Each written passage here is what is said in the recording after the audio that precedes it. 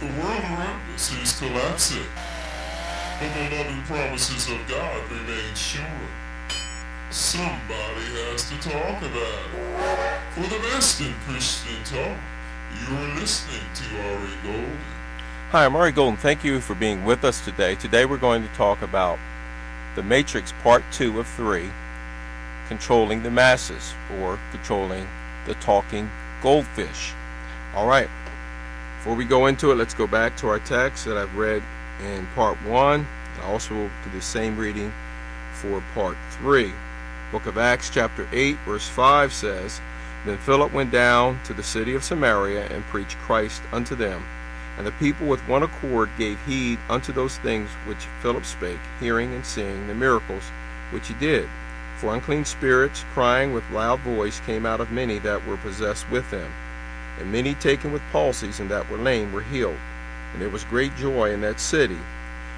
But there was a certain man called Simon, which before time in the same city used sorcery, and bewitched the people of Samaria, giving out that himself was some great one, to whom they all gave heed, from the least to the greatest, saying, This man is the great power of God. And to him they had regard, because that of a long time he had bewitched them with sorceries. But when they believed Philip preaching the things concerning the kingdom of God and the name of Jesus Christ, they were baptized, both men and women. Then Simon himself believed also, and when he was baptized, he continued with Philip, and wondered, beholding the miracles and signs which was done. May God add a blessing to the reading of His Word. Let's go ahead and go right into our topic of controlling the masses. Now, in Part 1, we talked about a world that was prepared for you. You are a human resource to these people. You are chattel. You are sheeple. You're a means to an end. Now, you might say, well, we live in a democratic society, a world, and we wouldn't tolerate things like that. Well, not only have you tolerated it, but we have largely contracted with these people with the evil that they attempt to control us with. Right? We actually even defend it. See, people won't put up with a hard tyranny, but people will put up with a soft tyranny.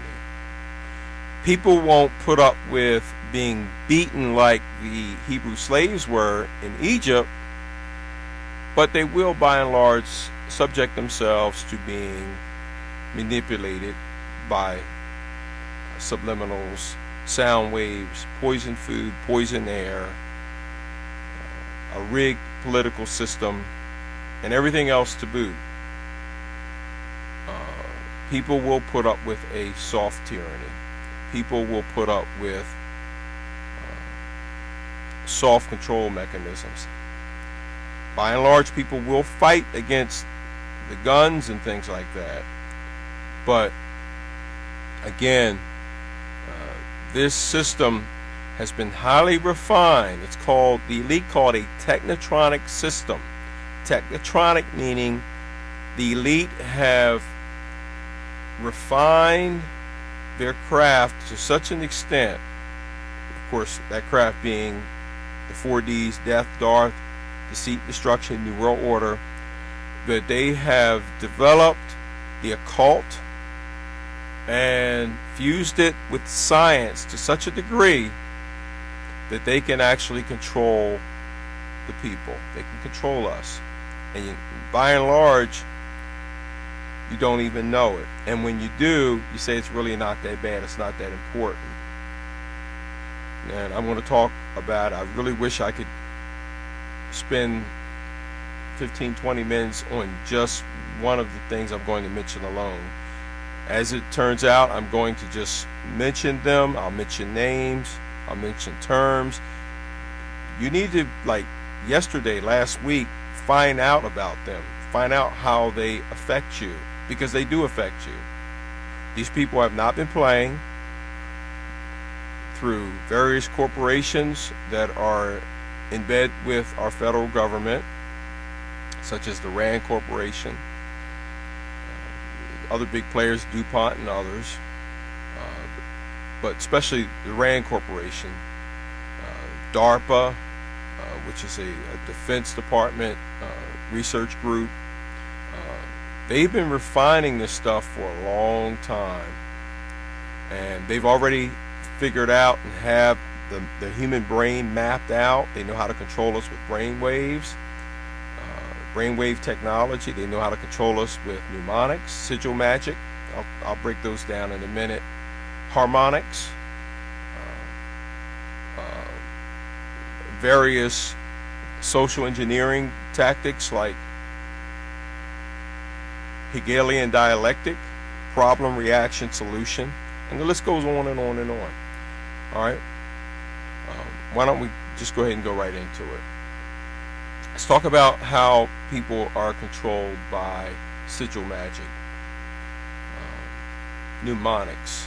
Let's talk about mnemonics. Mnemonics involves the art of embedding subliminals within your television, within video games, within other forms of media that we look at.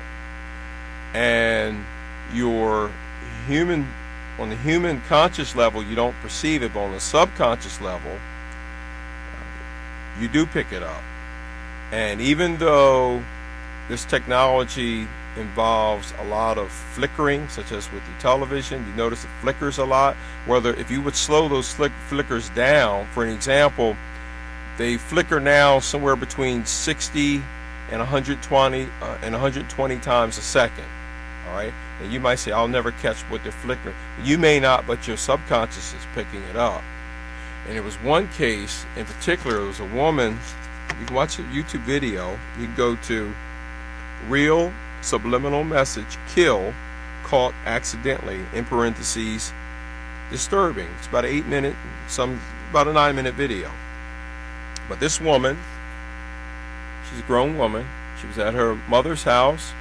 She had her back to her mother's 60-inch television, and she was attempting to take what they call now a selfie, a picture with her cell phone of herself for her Facebook, to download later for Facebook. Again, her back was to the TV. And the person interviewing her stated that they thought, because they had been researching this phenomena for about a year at the time of the interview, that it was probably about a 1 in 10 million shot that you would ever catch something like that, because these flickers, they happen so fast. And she caught the word kill, and she said it was on a major news network channel. It was either the news program or it was on a commercial. And it said kill backwards. This is the kind of stuff that us and our children are being subject to. And you want to know why people are bugging out and acting like they do. Why are people so perverted today? Well, in part, you can attribute some of this to the fact that people are being programmed. I remember, I hadn't even meant to mention this, but I remember, I'm going to research this and add this to I usually collect articles that are very intriguing that I use for my broadcast. That it was about 5-6 years ago or so. It was a television network had apologized because someone in the control room, and I'm just piecing it together as I think about it, had, in their words, accidentally put a few seconds of pornography on a children's television program. Okay, now why would that even happen? Except maybe, and I don't know this, perhaps this was a part of a program where they were trying to subliminally give it to the kids. But I divert back to my original thesis that the mnemonics are a clear and present technology where the television networks, of course this doesn't come from them, this comes from folks who research this day and night. A lot of money has been put into this. If you notice, a lot of your pork spending by a lot of Congress people, and they call them pet projects. They go to different universities for watching how women are stimulated, literally, I'm not making this up, watching pornography or whatever the case may be. Well, as it turns out, a lot of this research money we're paying goes to fund the technology that's being used against us. You're not being told that they're doing it to you. Okay? The countdowns you see, primarily, if you like sports, professional college sports, you are under the control of mind control big time. Those countdowns, count-ups, those are mnemonics. You can watch entire programs of that on YouTube that break down mnemonics, how this goes.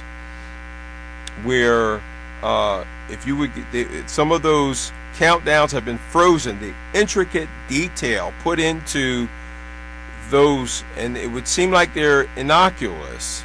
They're nothing. They're just stupid countdowns. No, there's what do they call those pictures you can take with your phone with the cue? You can scan something with your phone and get an image, or go to a website. I forget what they call it, something with a cue or something. It'll come back to me. But those are embedded in them, and all kinds of stuff. That's all stuff that has been developed in accordance with what they have already researched and how it affects us. Of course, it affects some people more than others, but it's put there for a reason. Harmonics. Harmonics are the use of sound waves, low frequency. You can't even hear them in many cases, to control people. Technology exists. Again, you go on YouTube and research this. You can go to, there's a lot of websites you can go to and read about whistleblowers and things that have brought these things out. Using sound waves to control people. You can actually communicate to people right in their middle ear without anybody in the room hearing and knowing what's going on through this technology. Again, it's being propagated to us through television, video games, cell phone towers, and it's so bad. It even, people that have researched this have shown that it even rattles our DNA. This stuff is not good for us. All the noise pollution that we're facing every day from our routers, from our cell phones, and all these things, and we're all being told they're safe, but as it turns out, they're not safe. As a matter of fact, and again, this evil that they put on us, we contract with it. Remember, I told you in part 1 that when Satan deceived Eve, he didn't overrun her, he deceived her.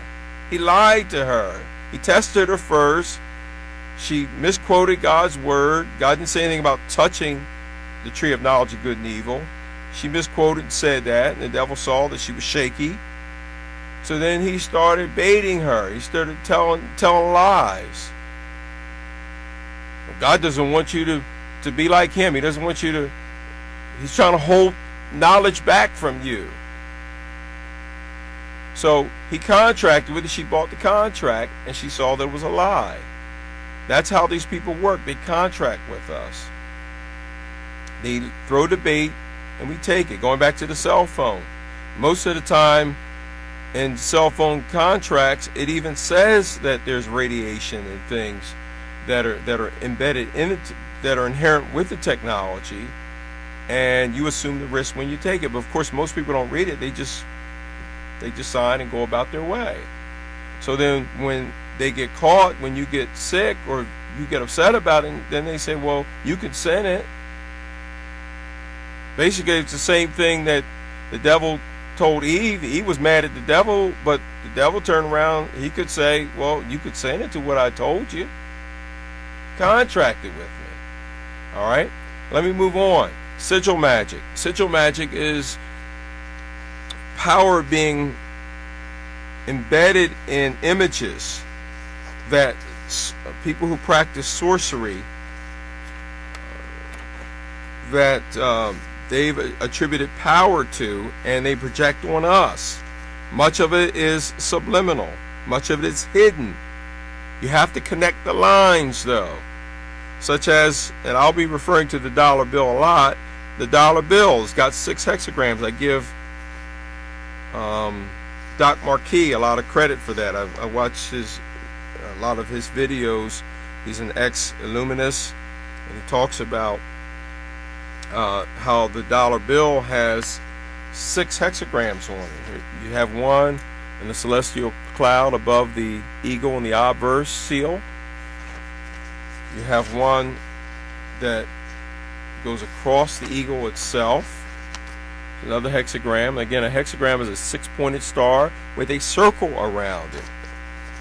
It's very important you understand it. According to Doc Marquis, the hexagram has the most power to those who practice sorcery. All right? It's the most sacred image for them. And again, on the pyramid, there is a hexagram. You don't think that the Masons who designed the dollar bill didn't know that? Of course they knew it. All these people were involved in bed with each other. Okay? Even the dollar bill with a lot of people say, well, yeah, well, it says in God we trust on the dollar. That means that shows that we're a Christian country. No, we're not. This country has largely had a large Christian population. There has been a lot of good moral Christian people in this country. There's been a lot of revivals in this country. But at its base, this country has always been a very paganistic country. Many of our leaders in our government and those who control our government are pagans. And yeah, Nuit Septus, Latin term there, meaning that he blesses our undertaking. That's a highly paganistic saying. It's always been attributed to its roots being paganistic. All right, 72 stones in the pyramid. Again, highly occultic number, very sacred number to the occultists. 72. New World Order, Novus Ordo Seclorum. Novus Ordo Seclorum. All right, and at the points where the hexagram touches some of the letters, you see that it perfectly coordinates with, of course, some of the letters are backwards, Mason. Okay, then you have the I in the capstone.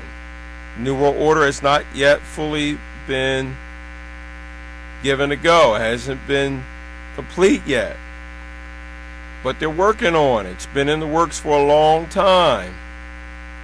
The Eye of Osiris, where we get our term iris from. Okay, and the list goes on and on and on and on. Sigil magic is found all throughout our lives. It's found in, there's also one other thing. There's a winged demon. If you color out all the lines that are meant to distract around this demon, it reveals a winged demon. All right? These people aren't playing. Of course they control our bank and they control our money supply. These aren't Christians. These are pagans. They're Satanists. Always has and there always will be. This system belongs to the devil. He is the god of this world according to the Holy Scriptures. So again, sigil magic. We find that sigil magic is all around. It's sort of like the movie They Live, where you put on these special glasses, you can see all the hidden things that you couldn't see otherwise, that where you're being told kill, obey, and all these other things. Well, you've got the as I said before, the 666 with monster energy drinks with the 3 monster fingers. Each of those fingers, which are the same image, of just some of the smaller or larger than others, but they represent the Hebrew number 666. And the list goes on and on and on. Target with the dot in the middle of a circle that always represents a phallus. All right, and the list goes on and on and on. All right, sigil magic is all around you. Now, I'm not saying you should not buy or eat any of this stuff, because even in the scriptures it talks about that we can eat things that have been offered to idols if we bless it first. However, we don't want to be advertising. We don't want to be walking around with 666 on our sweatshirts or t-shirts or things like that. Okay, that's the sort of thing I'm talking about. All right, let me move on. Hegelian dialectic, problem, reaction, solution. You create the problem and you lead them to the solution. That's why every administration, presidential administration, always promises things. They're never fulfilled. They always turn to lies, and there are excuses being given for it. All right, but those promises were never meant to be fulfilled anyway. They were given just so they would act as a form of bait to pull you in. Hegelian dialectic. You were never meant to get off of this Gilligan's Island. All right? If we were able to get off of this Gilligan's Island of control and freedom, then a lot of people stand to lose by that. That's not going to happen if they have their way. All right? It's always meant for us to be on the losing end, whether it's Obamacare or whatever else you may mention. You get less and less privacy, you get less and less control, you pay more, you get less in the end. You have to depend on what the powers to be decide what and if they will give you in the end, and leave you begging for more. This is not anything new.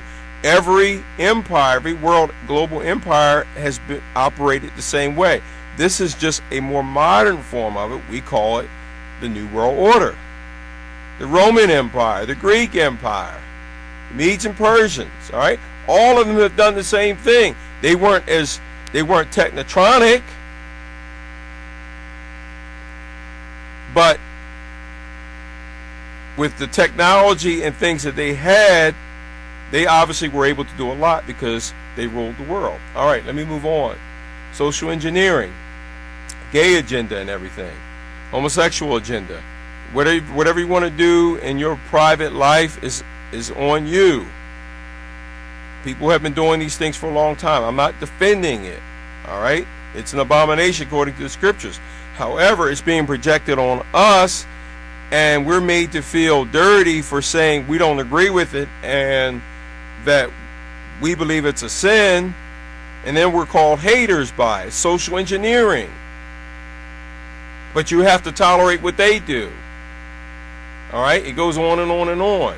Terrorism and fear is another way they control us. You always have to have a bad person. And then what you do, once you contract with that, where they can give you the bad guy, then they switch it up. See, the bad guy could be a white guy or white people. It could be black people. It could be the illegals. It could be Muslims. It could be Christians. Yeah. That's what it's called. Hegelian dialectic.